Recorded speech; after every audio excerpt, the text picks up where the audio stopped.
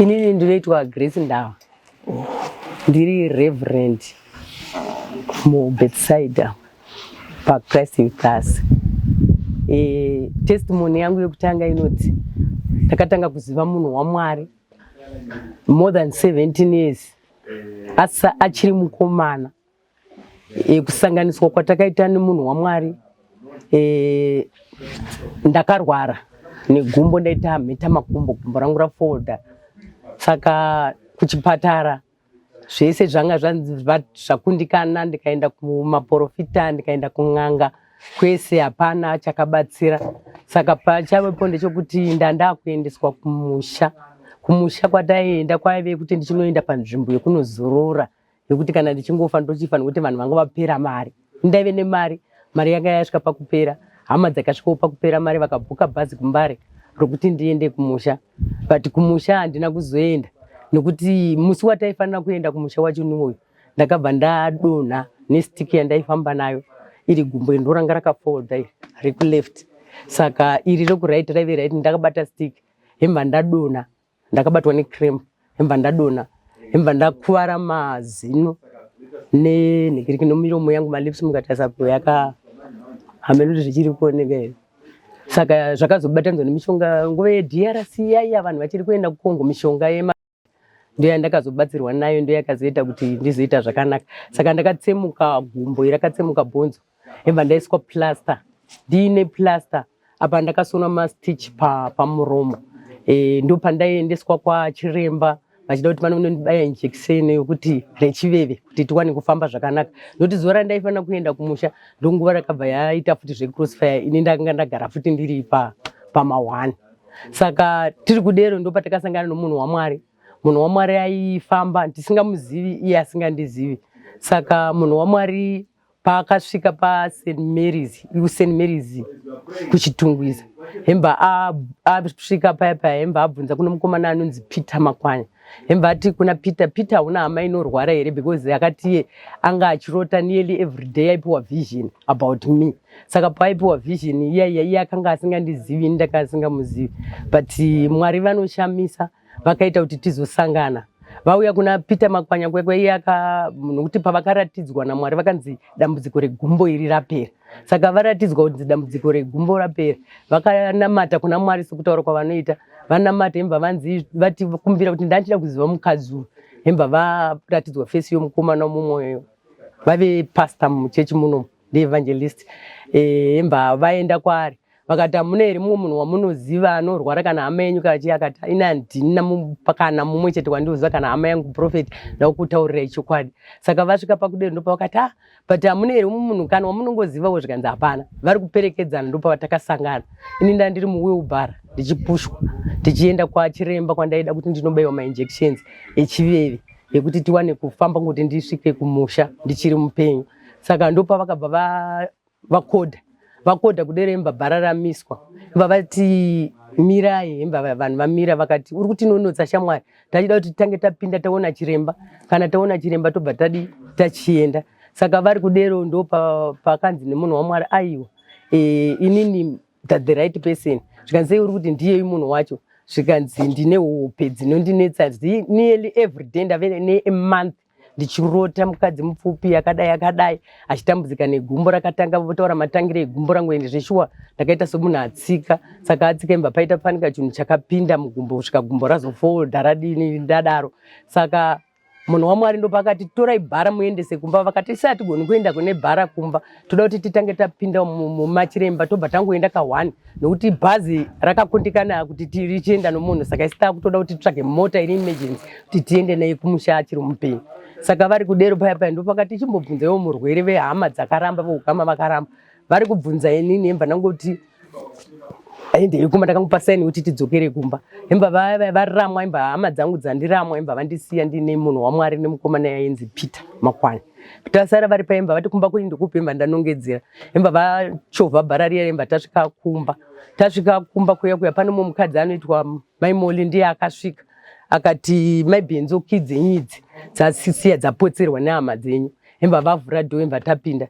Hemba vapinda mumba muya chavakaita ndechekuti vakandigarisa ivo prophet nemukomana ndo vakandisimudza emva vandigadzika pamubhedhi.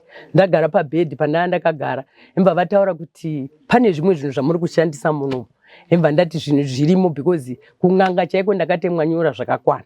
Kuchipostori ndandine zvipianiso zvine mabhanire matsvuku maribhoni matsvuku zvakadii zvese ndandinazvo. Matombo ndandine mizera yese yandanga ndinayo.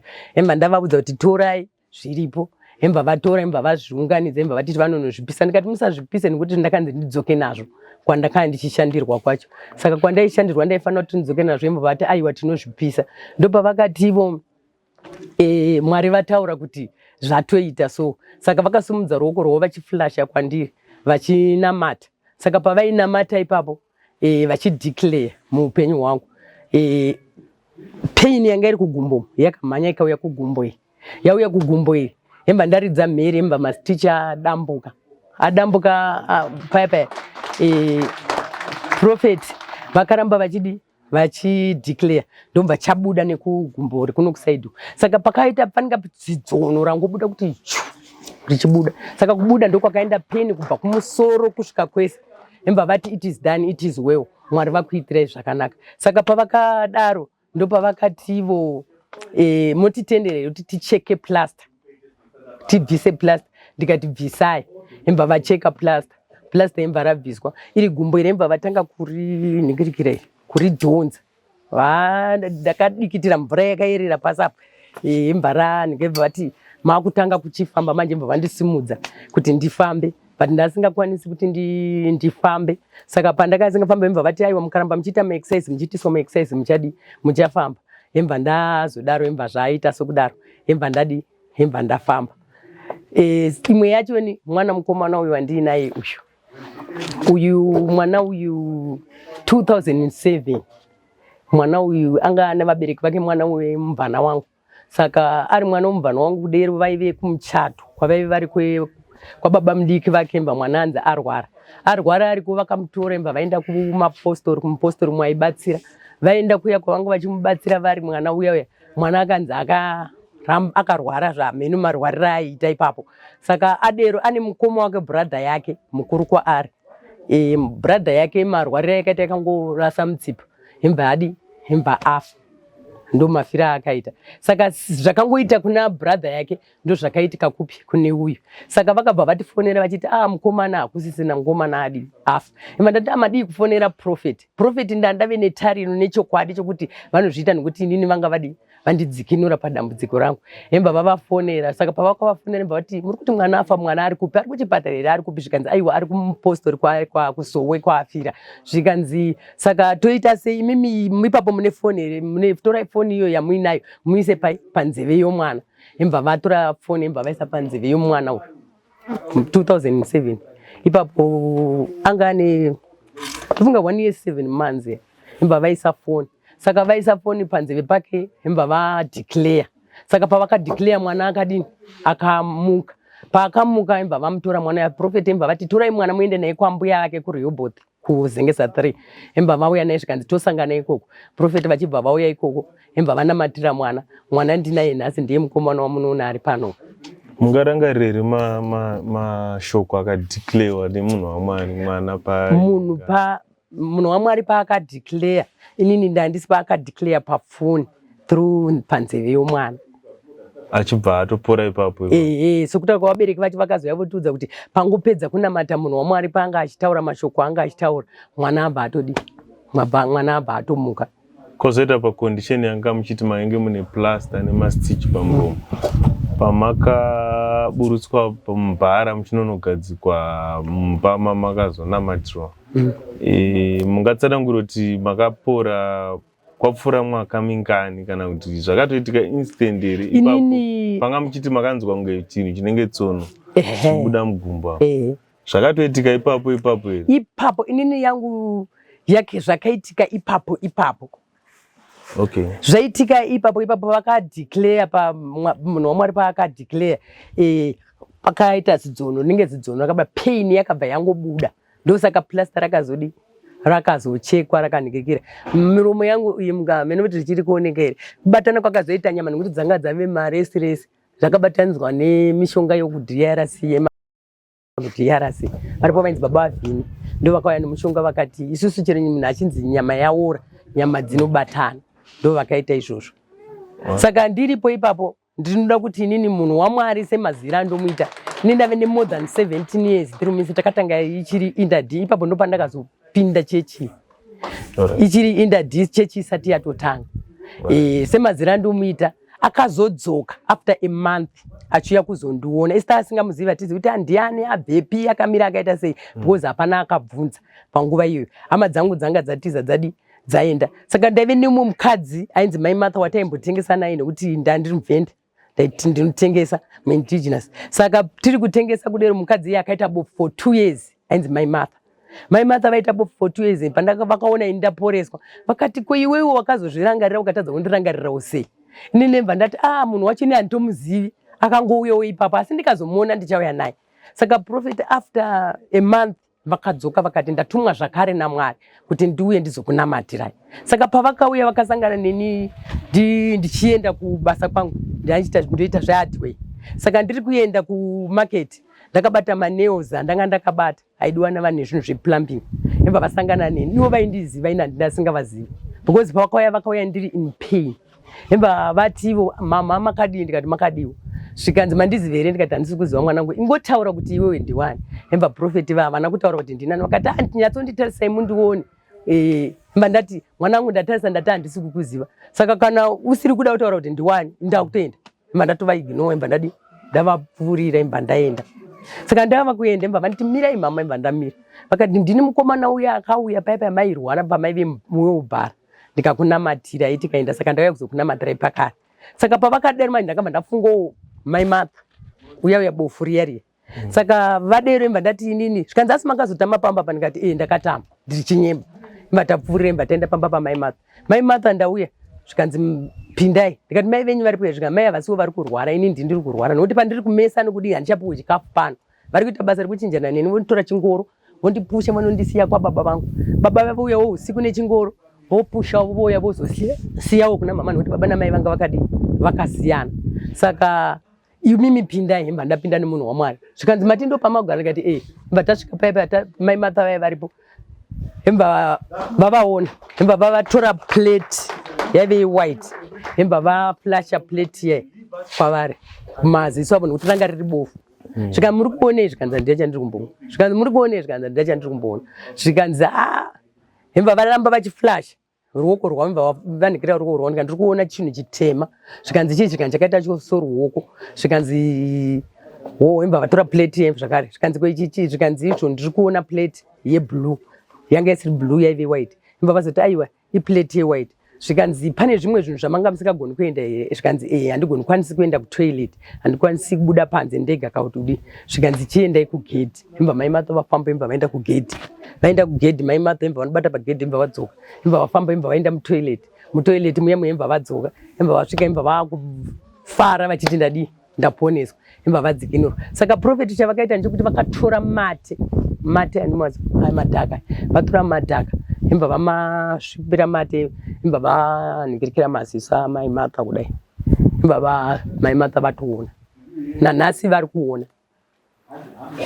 Aiwa tinotenda saka pane matestimony akawanda kune vanhu vakauya inini more than 17 years ndine vanhu vazhinji vakauya vamwe vakanga vachinzi vafa vamwe vakanga vana matambudziko akasiyana siyana. Ndakaona kuti kuna akazarura mwoyo wake akaponeswa. Pane zvavakadeclarewo mukati muupenyu hwangu vakati amai ndaona mazoita chii maita stand mave maita imba makadi ini handauzvibvuma because kana ukanzi iwewe ndichakuona wave nestand kana kuti wave neimba iwe usina kana 5 cents hazvimake sense. Saka pane vamuri kuti vakafa pane here wamakanyatsoona wamakatoona kuti uyu haachatofemi hapasina kana upenyu ungangotsanangura here muchidimbu? Aripo murume akauya ndofunga paive nemigoro mabhaketsi eropa mena ibleedha achibleedha. Saka akasvika akafira pa1 high pachikoro Saka murume uyaya isu takatanzi endai munodi musanomubatsira nekuti vanhu vakauya vachikumbira rubatsiro kuti munhu waMwari tibatsireiwo nokuti kunokuta sangane crossfire emba vati imi michiendai munodi munoona munhu wacho. Saka patakasvika paipa isu takanamata ndiri kunyemba munhu waMwari but munhu haana kudii haana kumuka.